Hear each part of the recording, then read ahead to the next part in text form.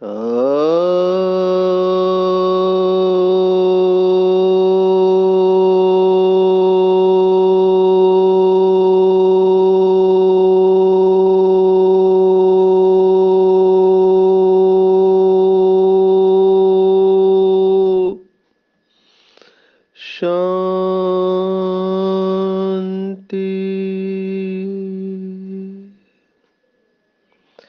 आज 12 अक्टूबर 2022 भारत में बुधवार है। Today is 12th October 2022 and it's Wednesday in Bharat. आज की मुरली का जादुई रहस्य स्वयं को प्रेरणा देने के लिए magical secrets of today's murli for motivating the self. नए नए बाबा के बच्चे दिन ब दिन बढ़ते जा रहे हैं। यह बेहद का ड्रामा एक स्पीड पकड़ रहा है। हर स्थान पर जब जाते हैं बाबा के बच्चों के अनुभव सुन के वंडर लगता है कि कैसे बाबा अपने बच्चों को पालना दे रहा है किसी न किसी रूप में। आज इस समय हम भारत के पूर्वोत्तर राज्य अरुणाचल प्रदेश, जो कि चीन और म्यांमार ब्रह्मदेश से लगा हुआ है, उसके रोइंग रोइंग प्रांत में है। जगह का नाम रोइंग है और यहाँ पर आज बहुत सेवा हुई। तो अभी फ्री हुए हैं रात को 10:20 है और मुरली रिकॉर्ड कर रहे हैं क्योंकि सुबह फिर इसका यूट्यूब पर अपलोड होगा। तो यहाँ के बाबा के बच्चों का अनुभव सुनकर सचमुच में मैं वंडर खा रहा हूँ। कहाँ कहाँ बाबा के बच्चे फैले हुए हैं। आपको थोड़ी अरुणाचल प्रदेश की बात सुना दूँ तो भारत का एक ऐसा राज्य है जिसकी लोक संख्या सबसे कम है। इसका एरिया अगर देखा जाए तो ये बहुत बड़ा है, एरिया में विशाल है, लंबा है, लेकिन इसकी पूरी लोक संख्या अभी 15 लाख के आसपास है। जबकि हमारे मुंबई में एक स्टेशन की लोक संख्या 15 लाख होती है, एक रेलवे स्टेशन है। तो यहाँ पे बहुत कम लोक संख्या, एक जिला है यहाँ पे अंजाव करके, उसकी लोक संख्या 9,000 है। तो पॉपुलेशन कम है लेकिन यहाँ पर एडिक्शन का बहुत बड़ा प्रॉब्लम है। तो यहाँ के बीके भाई बहनों ने ऐसी सेवा की है जबरदस्त, जो यहाँ पर गवर्नमेंट ने उनको सपोर्ट किया, एमएलए सपोर्ट कर रहे हैं। और यहाँ दूसरे धर्मों के लोग हैं जैसे क्रिश्चियन हैं, तो वो बाबा के बच्चे बने हैं। तो बहुत हलचल हुई यहाँ पर जब एक क्रिश्चियन का पास्टर पास्टर माना जैसे हमारे गुरु होते हैं, वैसे एक बाबा का बच्चा निकला। वो क्रिश्चियनिटी में गुरु था, वहां से निकलकर वो एडिक्शन करता था। वहां पे तो शराब और सब चलते, ड्रग्स भी लेता था, लेकिन आज वो बाबा का पक्का बच्चा है। तो काफी उसको बोला गया तुमने ये क्या किया, अपने धर्म को छोड़ दिया, कहाँ फंस गए वगैरह, लेकिन वो बाबा का बच्चा ऐसा पक्का बना है। अभी बहुत बड़ी सेवा के निमित्त बना है वो, और बहुत सेवादारी है, हड्डी सेवादारी जिसको कहते हैं। ऐसे ही दूसरा जिसको मैंने देखा, वो तो नशे में चूर रहता था और डिप्रेशन भी था उसको, बहुत परेशान था। और पर उसको पता नहीं था कि एक सपने में उसको एक बूढ़ा बूढ़ा व्यक्ति दिखाई देता है। अब ये कौन बूढ़ा है वो नहीं जानता था, लेकिन जब किसी ने उसको ब्रह्मा कुमारी में जाने को कहा तो वो देखने को आया। और जब वो 7 डेज का कोर्स खोला किताब, तो उसमें उन्होंने ब्रह्मा बाबा का फोटो देखा। तब उसने पूछा ये कौन है, ये मेरे सपने में आता है। तो देखो बाबा कैसे बच्चे को पकड़ता है। आज वो भी बाबा का बच्चा है, उसने सब नशा छोड़ दिया, उसका डिप्रेशन का गोलियां बंद हो गया, और वो पक्का वो भी बाबा का बच्चा बना है।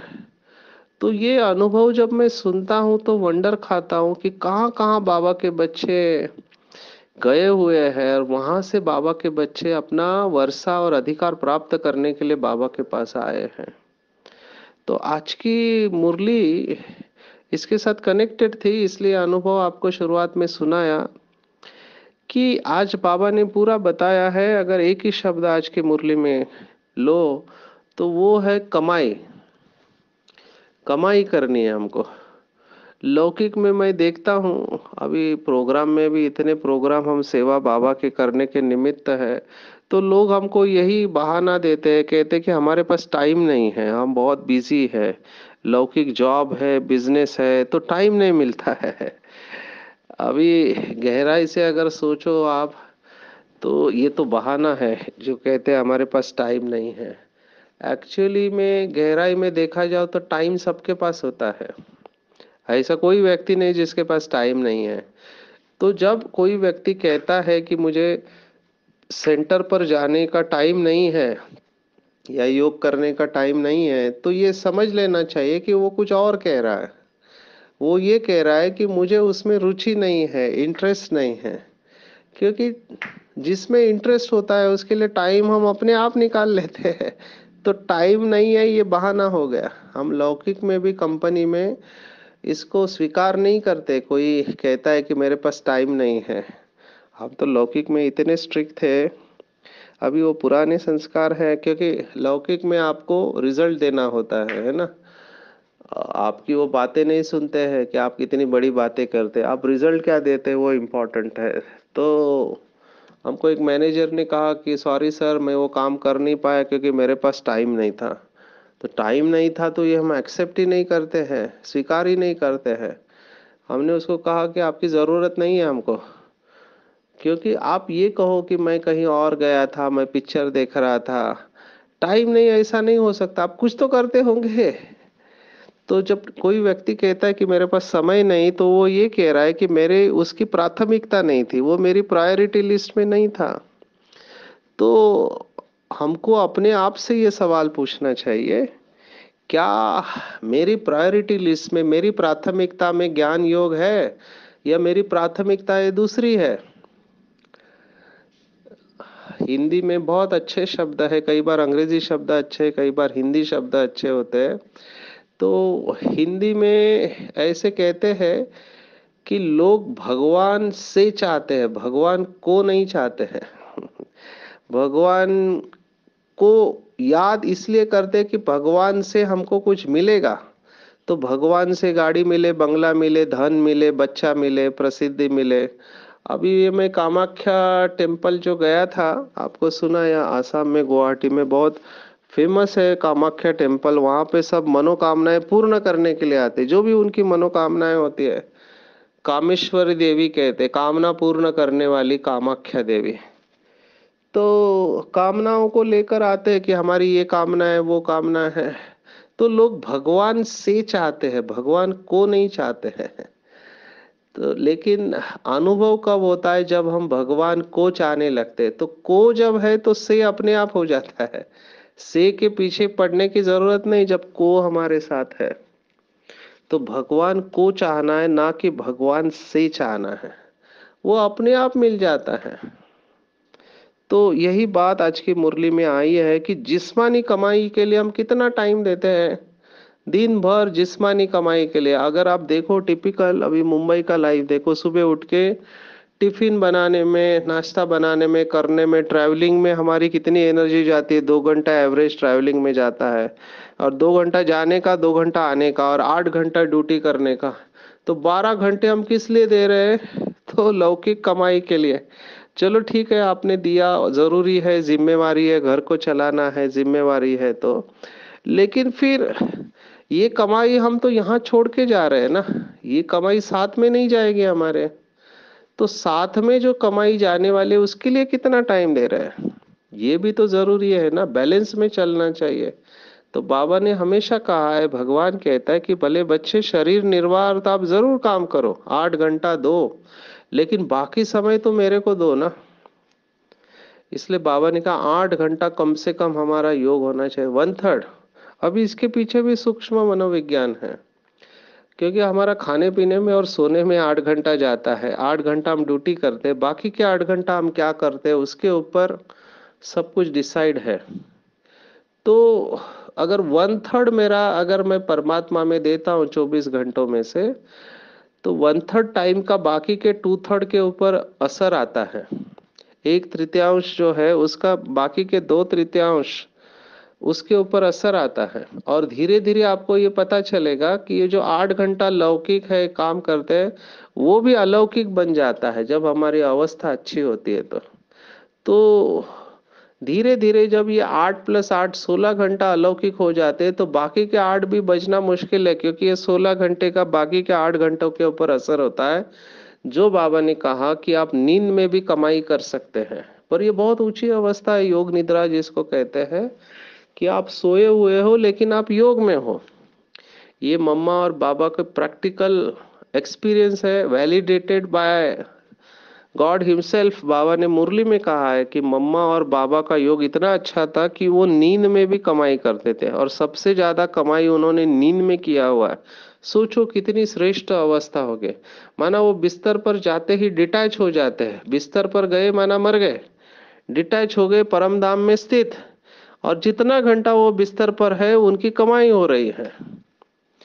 तो ये जो भगवत गीता में श्लोक आता है कि सोना और जागना एक समान है, ये योगियों का वर्णन है।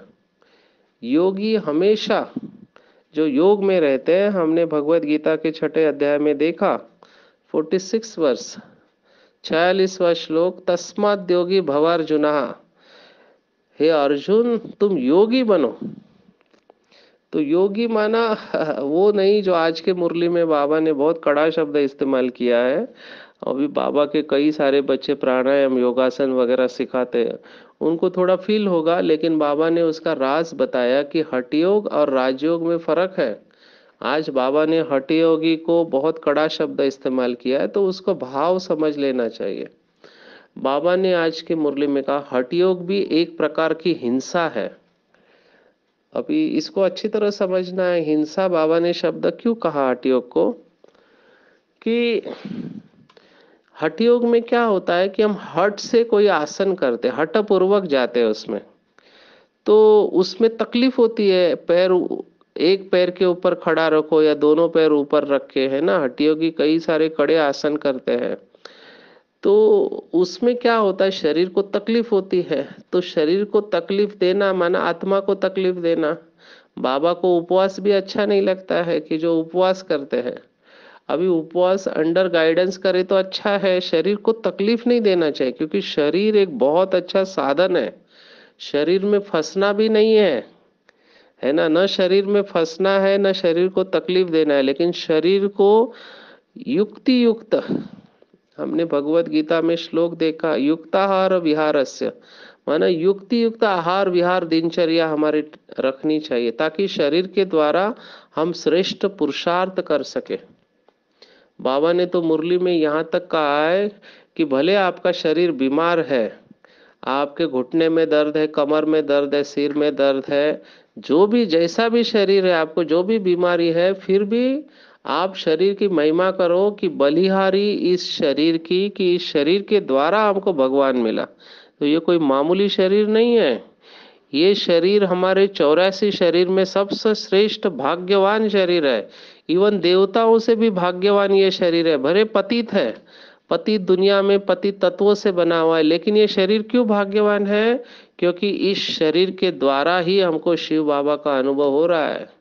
सो इस शरीर को बहुत प्यार से संभालना चाहिए, ना कि इसको नाजुक नहीं करना है। अभी इसका गलत अर्थ नहीं दो, अरे बाबा शरीर को संभालना है तो इसके लाड़ कोड़ प्यार से नहीं, इसको साधन समझ के इस्तेमाल करना है, लेकिन इसका ध्यान रखना है, क्योंकि शरीर अगर अच्छा है, स्वास्थ्य अगर अच्छा है, तो ही हम बाबा की सेवा कर पाएंगे। तो ये सब बातें मैं क्यों सुना रहा हूँ, क्योंकि आज बाबा ने कहा शरीर को तकलीफ देना माना हिंसा है, और राजयोग में ये हिंसा नहीं होती है, क्योंकि हम डबल अहिंसक है, तो शरीर को भी तकलीफ नहीं देते। इस शरीर के द्वारा हम सेवा कराते, ट्रस्टी बनकर। बाबा ने एक मुरली में कहा था, ये शरीर भी बाप की अमानत है। आपने बोला ना भगवान को कि ये तन मन धन सब तेरा है, तो जब उसका है तो किसी और की चीज को बहुत ध्यान से संभाला जाता है। तो बाबा ने आज कहा कि हठ योग के बजाय राजयोग करना चाहिए, और वो भी सहज राजयोग। भगवान को बिल्कुल अच्छा नहीं लगता शिव बाबा को जब उसके बच्चे मेहनत करते हैं। मेहनत नहीं करना है। बाबा ने एक मुरली में कहा था कि बच्चे, तुमने आधा कल्प मेहनत ही की है। कितना मेहनत की, कितने पहाड़ों पर गए, वैष्णव देवी, केदारनाथ,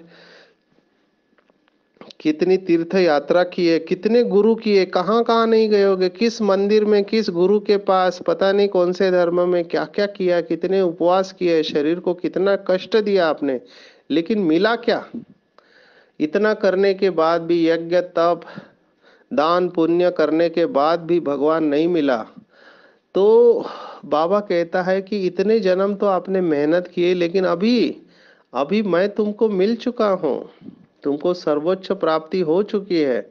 अगर इस जन्म में भी अगर आप मेहनत करोगे तो मोहब्बत में कब रहोगे? ऐसे शिव भगवान वाच है। तो इस जन्म में मेहनत नहीं करना है, तकलीफ नहीं होनी चाहिए, लेकिन एट द सेम टाइम अलबेला भी नहीं होना है, बैलेंस चाहिए।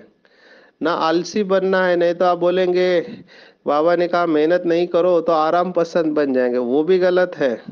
आलस से अलबेलापन नहीं चाहिए, एट द सेम टाइम तकलीफ भी नहीं चाहिए। शरीर को ट्रस्टी होके संभालना, ये शिव बाबा की अमानत है। ये मन भी शिव बाबा की अमानत है, धन भी शिव बाबा की अमानत है। तो ऐसे अमानत समझकर चलेंगे तो अवस्था अच्छी रहेगी। अभी एक बिजनेसमैन से बात हो रही थी, तो बिजनेसमैन में कई सारे ऊपर नीचे बातें होती रहती है ना। पेमेंट आता नहीं है, लाखों का पेमेंट अटका हुआ रहता है।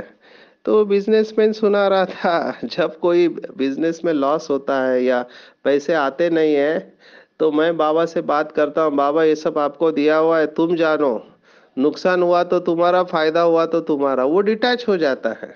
तो ऐसे बिल्कुल डिटैच होके चलना चाहिए, ट्रस्टी होके। अपना कर्तव्य जरूर निभाना है, लेकिन ट्रस्टी होके। यहाँ पर भी बैलेंस चाहिए। तो ये बहुत डेलिकेट बैलेंस है, पूरा खेल बैलेंस का है। अगर आपने सर्कस में देखा होगा, तो सर्कस में वो ट्रपीजी आर्टिस्ट होते हैं, वो एक डंडे को लटकते हैं, तो यहाँ से डंडा छोड़ते हैं और सामने वाला उसको पकड़ लेता है उसका वो भी पैर से लटका हुआ रहता है। आप कल्पना करो कितना बैलेंस में ये चलते हैं। एक दूरी के ऊपर चलते हैं, एक रस्सी बांधी हुई रहती है, उसके ऊपर चलते हैं। तो लोग तालियां बजाते हैं, क्यों? क्योंकि बैलेंस का कमाल है।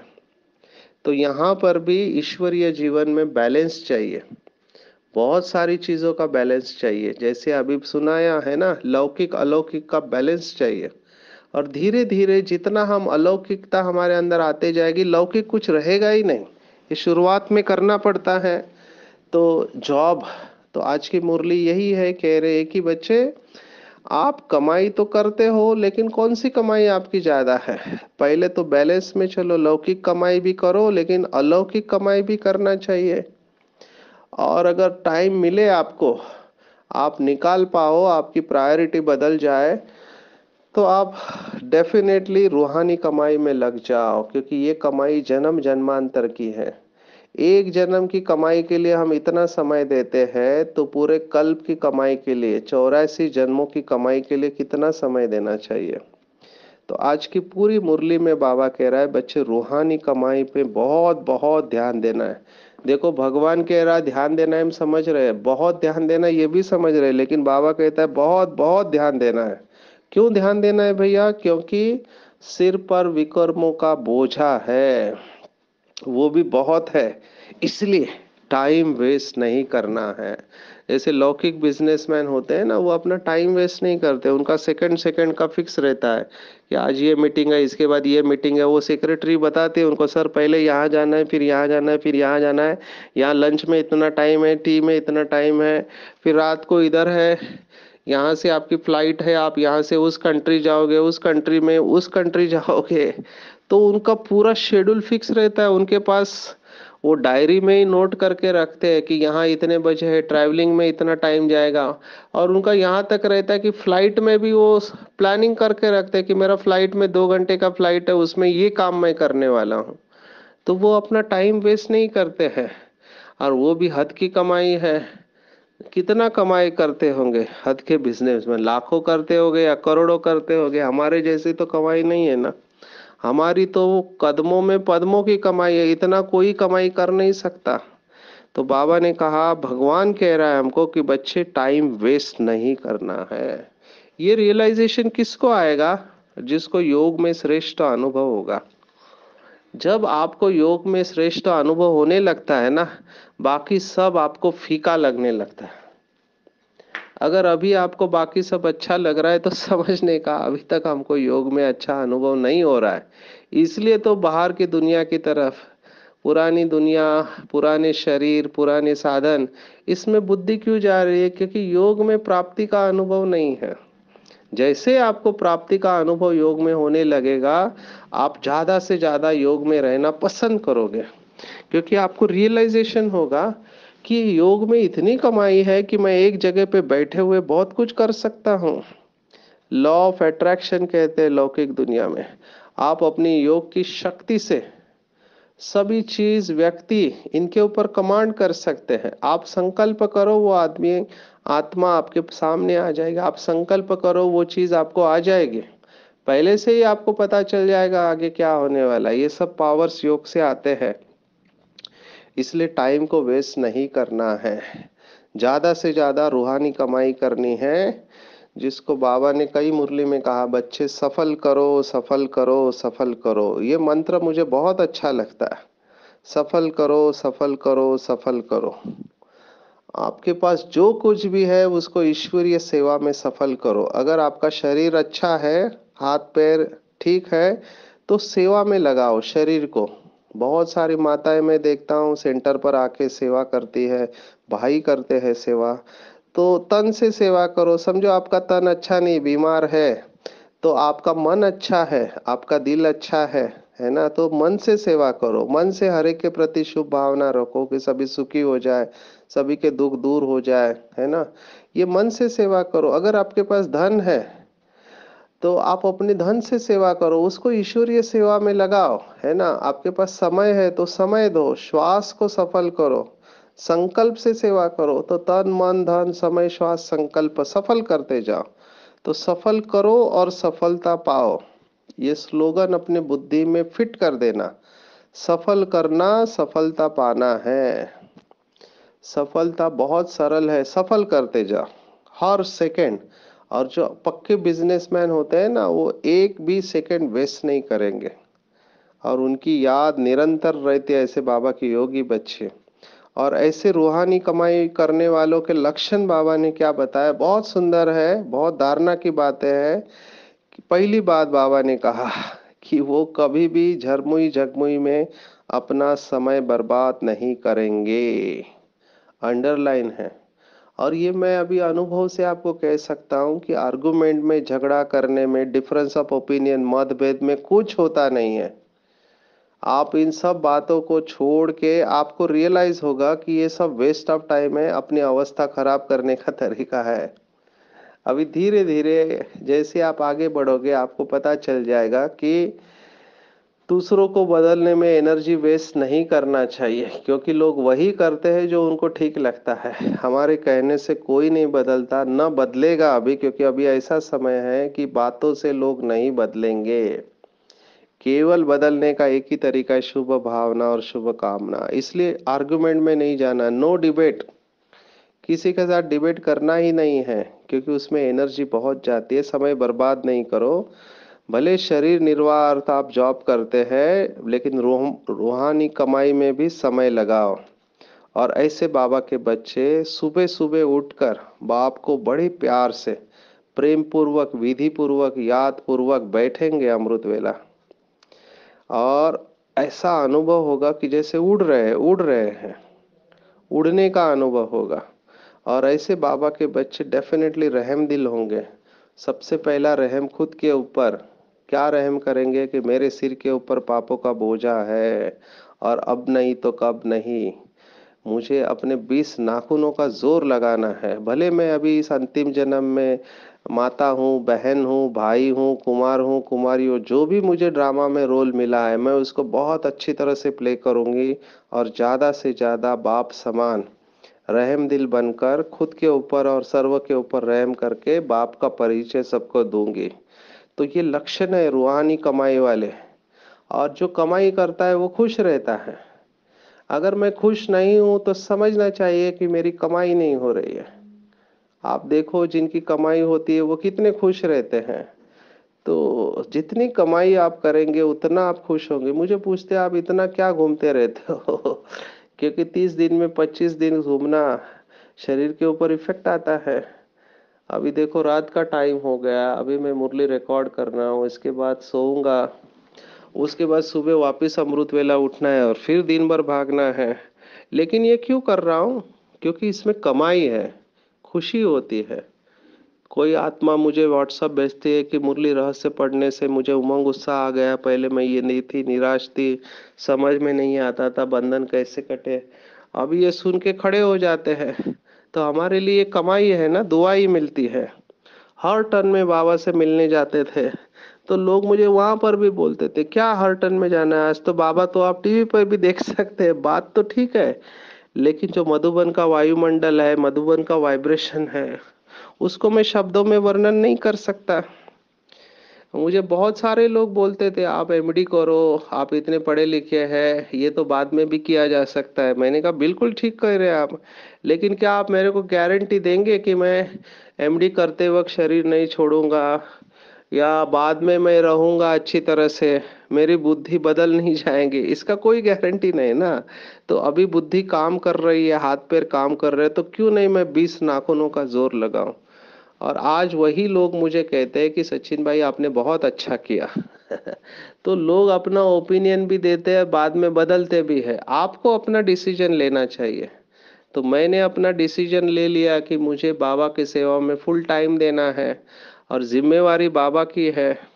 हर एक का रोल अलग है, हर एक का कर्म बंधन अलग है, उसको काटना है योग से।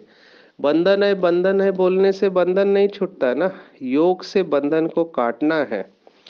तो हर एक के पास अलग अलग पेपर्स आते हैं, लेकिन मेरा यह अनुभव है अगर हम बाबा की श्रीमत पर चलते हैं, बाबा के साथ सच्चे रहते हैं, तो बाबा आपको उड़ाएगा, बाबा आपको आगे लेकर आएगा। और बार बार ये बात जो आज बाबा ने की, सिर पर पापों का बोझा है और अंदर में हमको ये अटेंशन देना चाहिए कि ज्यादा से ज्यादा हम बाबा की याद में रहे। आज की पूरी मुरली सेवा के बारे में है। बाबा ने प्रोजेक्टर की बात कही है, कैसे समझाना है ये भी बात कही है, कैसे ड्रामा जू के मिसल चलता है ये भी बात कही हुई है। और अलग अलग भाषाओं में देखो, उस समय बाबा ये सब इंस्ट्रक्शन मुरली में देते थे कि कैसे गीता के भगवान के ऊपर तुमको समझाना है। अभी तो हम काफी आगे आ चुके हैं।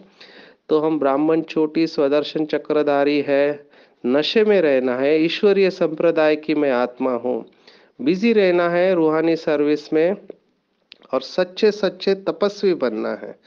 आज बाबा ने तपस्या को याद किया है कि जैसे तपस्वी होते हैं ना, वो आसन पर बैठते हैं। भगवत गीता के 6 अध्याय में भी हमने आसन के बारे में देखा है कि आसन ना तो ऊंचा होना चाहिए ना तो नीचे होना चाहिए, वगैरह वगैरह बातें 6 अध्याय में। तो आज बाबा ने उसका यथार्थ अर्थ बताया हुआ है कि तपस्वी सदा आसनधारी होते हैं, वो कोई ना कोई आसन पर बैठकर तपस्या करते हैं। तो हमारा भी आसन है। कौन सा आसन है? तो हमारा आसन है एक स्थिति और फरिश्ता स्थिति, ये हमारा आसन है। तो हम हमेशा एक रस और फरिश्ता स्थिति के श्रेष्ठ आसन पर मन और बुद्धि को बिठा देंगे, तो जितना समय और जब चाहो हम इस आसन पर बैठ सके।